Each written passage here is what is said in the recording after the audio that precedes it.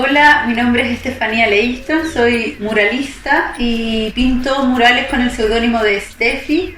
En esta ocasión les voy a compartir mi proceso para preparar el color piel morena que uso en las mujeres que pinto, haciendo una gama de este color, desde el más claro al más oscuro, para mostrarles cómo aplico la luz y la sombra y darle volumen a estas pinturas, a estas mujeres. Y también contarles cómo hago el trazado final, el trazado negro o fileteado negro, en distintos grosores, que caracteriza un poco mi trabajo. Varía desde más delgado a más grueso, dependiendo la delicadeza o la personalidad que le quiero dar al diseño. Voy a compartirles mi conocimiento de cómo preparar el color piel morena de las mujeres que yo pinto. Para esto necesitamos los colores básicos, que serían el rojo, el amarillo y el azul, y también blanco y negro para aclarar o oscurecer este color. Ya, para preparar los colores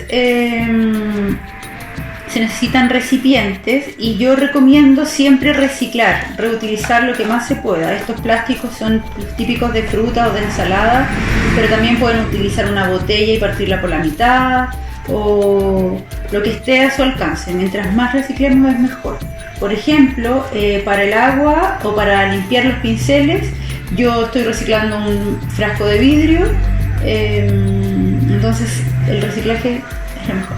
Entonces, para comenzar con la preparación, tenemos nuestro recipiente reutilizable y vamos a echar los colores básicos. Yo recomiendo siempre hacer de a poquito, y si nos gusta la mezcla, agrandar el color. Lo vamos a hacer de hecho un poquito en la tapa para confirmar que estamos conformes con las cantidades. Yo recomiendo usar la misma cantidad de rojo y de amarillo.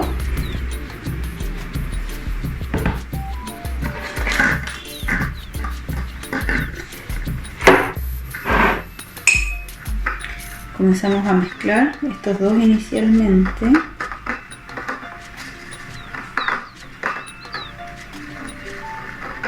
Va a quedar como un naranjo, y a esta mezcla le vamos a poner una pizca de azul, muy pequeñita, y una pizca de negro, así de pequeñita, y volvemos a mezclar.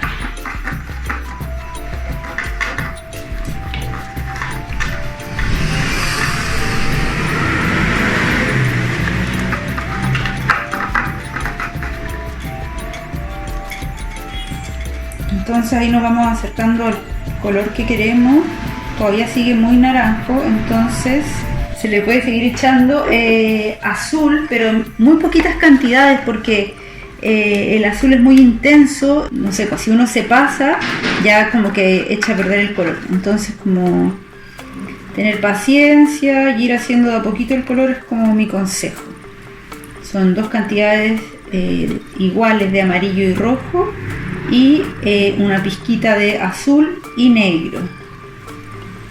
Entonces depende del color que cada uno quiera alcanzar, hay que ir probando. Creo que no hay como una sola manera de crear el color piel, que todos tenemos la piel distinta. Entonces siempre hay que ir probando hasta llegar al color que queremos alcanzar. Bueno, cuando ya tenemos el color chocolate, manjar, que nos gusta y que es como el tono que queremos para nuestro personaje, yo hago tonalidades de este mismo color. ¿Cómo hago esto? Con blanco. Entonces normalmente el color principal que hago, luego lo uso como la sombra, porque al oscurecerlo, por ejemplo, con negro, puede contaminarse el color y dejar de ser el color que ya teníamos. Entonces, como yo estoy haciendo una mezcla que es pequeña, porque voy a hacer un cuadro pequeño, son solo como pinceladas de color que voy a utilizar. Normalmente en mis murales yo esto lo hago como en grandes cantidades, pero en esta ocasión son solo pinceladas, como con esta cantidad, como si fuera una cucharada. Y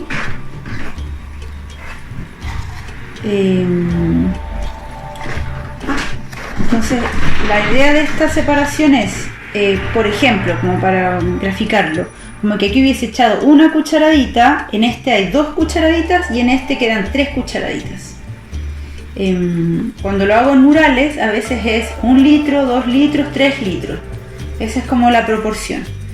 Y para igualar las cantidades, si estas son 3 y estas son 2, acá tengo que sumar una medida más, y esa medida la sumo con el tono blanco.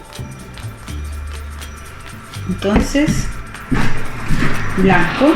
Y como esta es una medida y tengo que hacer 3, le sumo 2 medidas de blanco.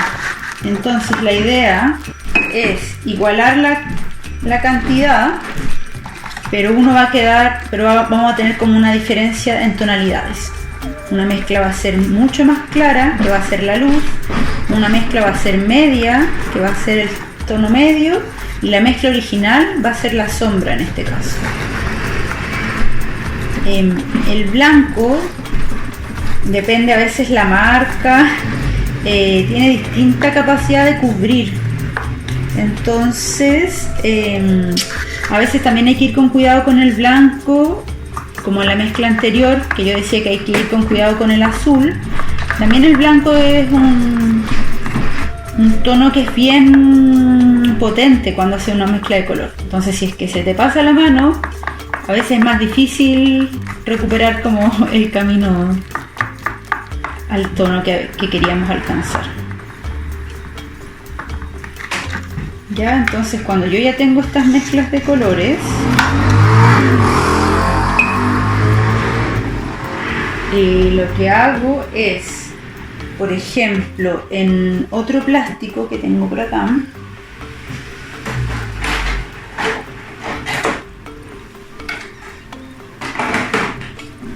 aquí, como una de las maneras que tengo de confirmar que la gama de color es la que quiero y me gusta, una pincelada de la tonalidad más clara, luego poner al lado una pincelada del tono medio y al lado una pincelada del tono más oscuro, que es el color original. Y al poner los 3 tonos juntos, confirmo si es la gama que me gusta o si debo aclarar alguna más o oscurecer alguna más. Por ejemplo, yo creo que está bien, pero por ejemplo podríamos el tono medio oscurecerlo un poco, y eso ¿cómo lo hacemos? Poniendo una pincelada del tono más oscuro y volvemos a mezclar. Entonces, en la preparación de color, personalmente considero que hay que tener mucha paciencia con la experimentación y el error.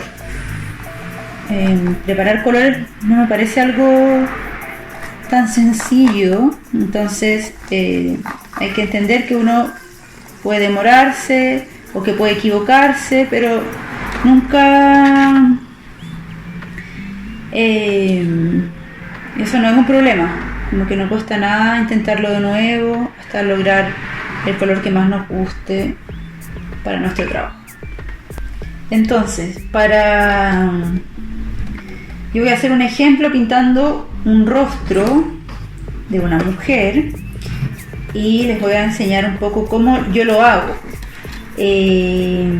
Primero, dibujo con lápiz mina en esta tela o en el papel o en el mural. En esta ocasión es una tela que tiene un formato circular que me gusta mucho, y es una tela que está de algodón, que está preparada con una pintura blanca como para sellarla y luego dibujo con lápiz mina encima. Cuando el dibujo ya está listo y me gusta, le doy la primera capa de pintura con el tono medio. Entonces, de los 3 tonos que preparamos antes, que está el claro, el medio y el oscuro, le voy a dar una primera capa a la cara completa con el tono medio.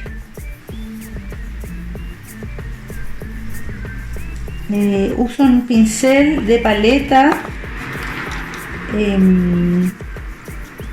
que me ayuda a poner más pintura y a poder esparcirla como con más facilidad, y trato de ir como en esta etapa como perfeccionando el dibujo. Si hay cosas que reparar, las puedo reparar en este instante, y trato de dejar siempre como la estructura del dibujo para no olvidar ni perderme de la forma que ya definí.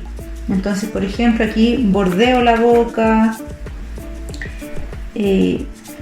bordeo como la línea de la nariz. Si necesitara cambiar de pincel por uno más pequeño también lo puedo hacer. Sí, es buena idea tener variedades de grosores de pinceles o distintas puntas. En mi caso uso uno de paleta, pero creo que en la práctica cada uno puede encontrar el pincel que más le acomode. Así que insisto en eso de la experimentación y la prueba y error. Para mí no hay solo una manera de hacer las cosas. Pienso que hay distintos caminos y que está bueno que cada uno busque su camino. Esto les puede servir de referencia, pero hay muchas otras maneras posibles, muchas otras que tal vez me gustaría a mí aprender incluso. Y creo que nunca es tarde para experimentar o aprender cosas nuevas. Para hacer el trazado o fileteado, que es la línea negra que bordea mis personajes, hago primero un boceto. En este caso, en el ejemplo en papel, el boceto es con lápiz mina, y sobre eso con un pincel, que en este caso es un pincel redondo y puntudo. En los murales uso un pincel mucho más grande, que es normalmente de paleta, una brocha o una pequeña brocha, depende la dimensión del mural. Pero en este caso, como es papel, uso un pincel redondo y fino. Lo bueno de este pincel es que al ser puntudo puedo ser muy sutil con la línea. Si no presiono mucho el pincel, puedo hacer líneas muy delgadas, que suelen ser las líneas de expresión, como el contorno de la nariz o el pliegue que hay entre el párpado y la ceja en el ojo.